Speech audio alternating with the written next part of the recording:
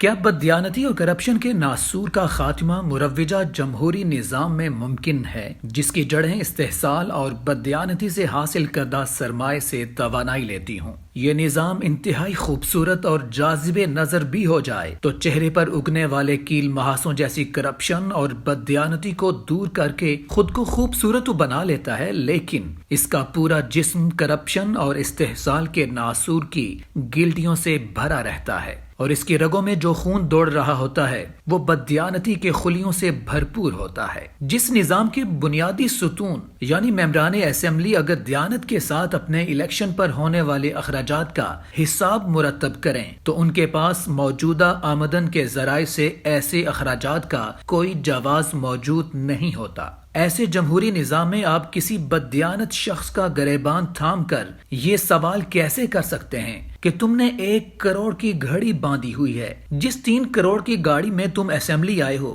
تمہارے بچے جن سکولز اور کالجز اور یونیورسٹیز میں تعلیم حاصل کرتے ہیں، تمہاری بیوی جس سٹور سے شاپنگ کرتی ہے، تمہارے پاس جو ایکڑوں پر پھیلا ہوا گھر ہے، تم اور تمہارا خاندان ہر سال جو بیرون ملک سفر کرتے ہو، اور تم بچوں کی شادیوں پر دھوم دھام سے جو اخراجات کرتے ہو، سب تم کہاں، کیسے اور کس طرح سے پورے کرتے ہو؟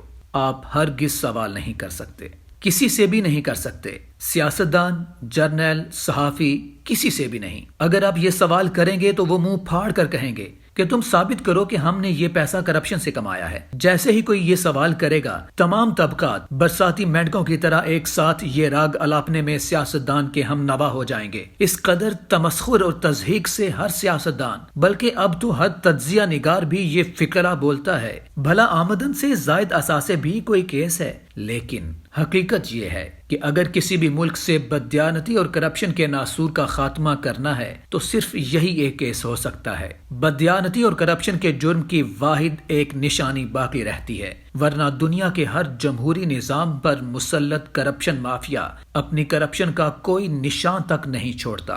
کرپشن یا بددیانتی ایک انفرادی فعل نہیں ہوتا، بلکہ یہ 2 یا 2 سے زیادہ لوگوں کی ملی بھگت سے وجود میں آتا ہے۔ یہ سب کے سب اس بہتی گنگا میں ہاتھ دھوتے ہیں، اسی لیے کوئی بددیانتی اور کرپشن پر گواہی نہیں دیتا۔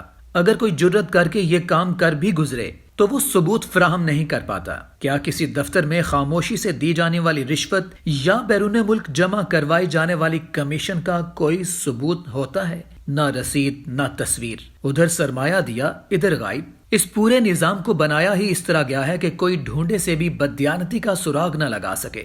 دنیا بھر میں الیکشن جس سرمایہ سے لڑے جاتے ہیں اس کا حساب اول تو ناممکن ہے، اور اگر لیا بھی جائے تو اس کے لیے ایک ایسے گنجلک حساب کتاب مرتب کیے جاتے ہیں کہ کوئی ادارہ ڈھونڈ نہیں پاتا کہ اتنا زیادہ سرمایہ آیا کہاں سے اور کیوں فراہم کیا گیا۔ امریکہ کی کسی ایک سیاسی پارٹی کے الیکشن اخراجات عموماً 6 ارب ڈالر ہوتے ہیں۔ انہیں اکٹھا کرنے کے لیے سیاستدانوں کو کبھی کوئی تردد نہیں کرنا پڑتا۔ پورے ملک کے کارپوریٹ سرمایہ کاروں نے اپنی آمدن کا پول بنا رکھا ہے، جس سے ہر سیاسی پارٹی کو مناسب سرمایہ فراہم کیا جاتا ہے جس سے وہ الیکشن لڑتی ہے۔ یوں کوئی بھی سیاسی پارٹی جیت کر برسر اقتدار آ جائے، وہ اپنے ڈونرز کے مفادات کا مسلسل تحفظ کرتی ہے، بلکہ یہ منتخب حکومتیں یہاں تک چلی جاتی ہیں کہ اگر افریقہ کے ممالک میں سونا، چاندی یا لیتھیم یا مشرق وسطیٰ میں تیل کی تجارت سے ان کے ڈونرز نے فائدہ اٹھانا ہے تو وہاں فوجیں بھی اتاری جا سکتی ہیں تاکہ یہ سرمایہ کار کمپنیز لوٹ مار کریں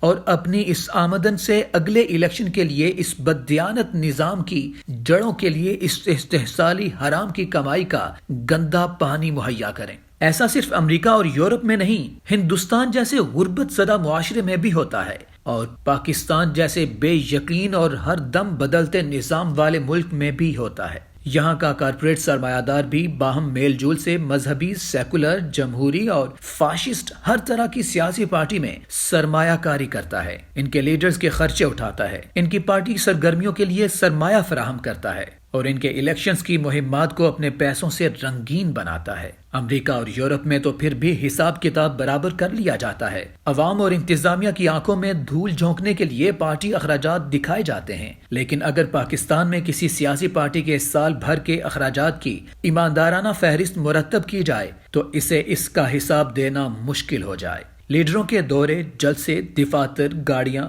دھرنے، بینرز، اشتہارات، ڈنرز اور آخر کار الیکشن کے اخراجات۔ یہ اخراجات صرف قومی اور صوبائی اسمبلیوں تک محدود نہیں، بلکہ وکلاء کی بار کے الیکشن کے خرچے بھی اب کروڑوں تک جا پہنچے ہیں۔ نمونے کے طور پر اگر ہر صوبے سے ایک MNA یا MPA کی سیٹ کے الیکشن کے اخراجات کسی غیر جانبدار اور ایماندار ٹیم سے مرتب کروائے جائیں، جن میں جلسوں، ریلیوں، کارنر میٹنگز، پوسٹرز، بینرز، کھانوں، گاڑیوں اور ایسے لا تعداد اخراجات کا حساب ہو، تو اس چکا چوند والے الیکشن پر اٹھنے والے رقم کا کوئی امیدوار ایمانداری سے حساب نہیں دے سکے گا۔ البتہ نجی محفلوں میں فخر سے یہ ضرور بتاتا پھرے گا کہ میرے اس الیکشن پر اتنے کروڑ خرچ ہو گئے۔ اگر ایسے MNA کا خرچہ کسی شوگر مل، ٹیکسٹائل مل اور پراپرٹی ٹائکون یا اسمگلر نے اٹھایا ہے، تو کیا وہ کبھی بھی اسمبلی کے ایوانوں میں ان کے جرائم کے خلاف آواز اٹھائے گا؟ اس کی آواز تو پہلے ہی گروی رکھی جا چکی ہوتی ہے۔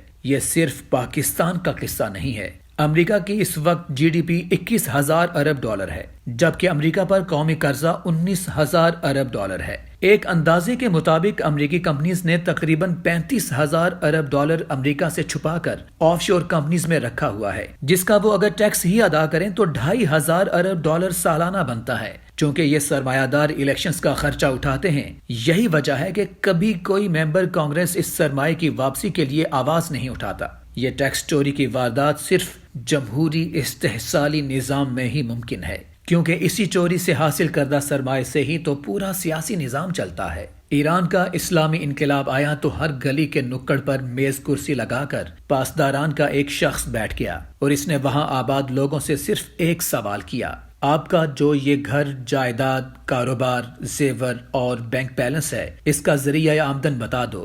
سرمایہ کہاں سے آیا، کیسے کمایا اور کتنا کمایا، حساب دے دو اور اپنی جائیداد کے ساتھ عمر بھر اطمینان سے رہو۔ جس شخص کے پاس جواب موجود تھا وہ تو وہاں رہا اور باقی سب بددیانتوں کا سرمایہ سرکار کے پاس ضبط ہوا۔ کچھ خانمہ برباد ہوئے اور باقی ملک چھوڑ گئے۔ خس کم جہاں پاک۔ یہی وجہ ہے کہ پوری دنیا نے 35 سال ایران پر اقتصادی پابندیاں لگائی، لیکن اس کے باوجود ایران کی رعایا پر بدحالی کا سایہ نہ پڑ سکا۔ ایک جمہوری نظام میں جس گلی سے ووٹ لینے ہوں، اس کی نکڑ پر ایسی کرسی لگا کر لوگوں سے یہ سوال نہیں پوچھا جا سکتا کہ تم نے دولت کیسے بنائی ہے۔ وہاں صرف NRO ہی کیے جاتے ہیں اور سیاستدان منہ پھاڑ کر یہی کہتے ہیں: آمدن سے زیادہ اثاثے بھی کوئی کیس ہے؟ یہ تو مذاق ہے۔ بتاؤ، ثبوت دو، ہم نے کرپشن کہاں کی؟ پورا ملک ان کی کرپشن پر گواہ ہوتا ہے کہ تھانے اور پٹوار خانے سے لے کر وزراء کے دفاتر تک کرپشن کا بازار بھی گرم رہتا ہے۔